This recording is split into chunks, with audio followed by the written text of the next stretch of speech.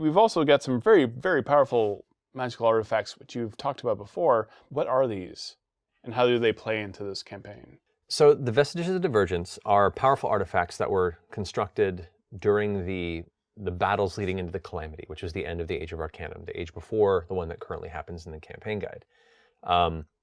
This is a time where the gods walked on the prime material plane. Great cities of magocracies plotted against each other and divinity. This was a time of extremely high-end magic power and conflict and warfare that tore across the surface of Exandria. And when this war was finally finished and the betrayer gods were banished to the distant realms, there was the realization from the divine that our presence here is a threat to all of our creation. And so they actually abstained from being part of the world of man and all mortals around them. And that's called the Divergence, where they separated from the world they had helped bring life to. The Vestiges are the artifacts of their champions and powerful warriors of these final battles that were just lost to time. And these artifacts embodied an element of the divinity that created them, or the mages who had forged them to fight for their interests. And as they were lost to time, they began to lose their power and eventually go dormant.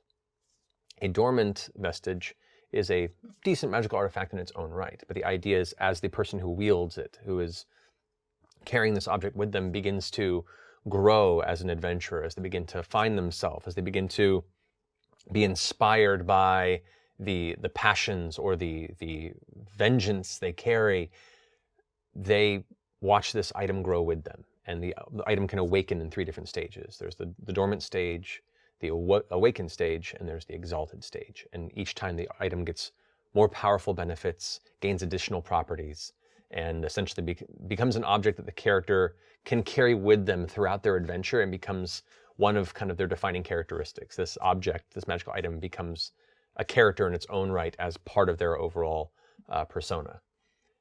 The thing about the Vestiges is not all of them were made by good gods. And in fact, in this book, a lot of the focus is more on what the betrayer god creations were as well. So a lot of these artifacts sit in the realm of Asmodeus, sit in the realm of Grumsh and other darker deities out there. Previously, in other things in Critical Role, we've seen the more player-friendly, positive ones. Here you get to possibly introduce these either for villains to use or for players to wrestle with and see if they can bend to their will. I just want to play one. Well, there's that too. Let's make it a playable race. Hey, fine. Yeah. I'm sure everyone will be fine with it. Yeah, I'll make a change real fast. It's already in print. We'll make it work. Yeah, I mean, well...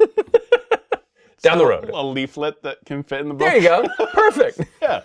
Last minute change. Pre-order now on dndbeyond.com and receive exclusive bonus content with everything that you need to start your own adventure.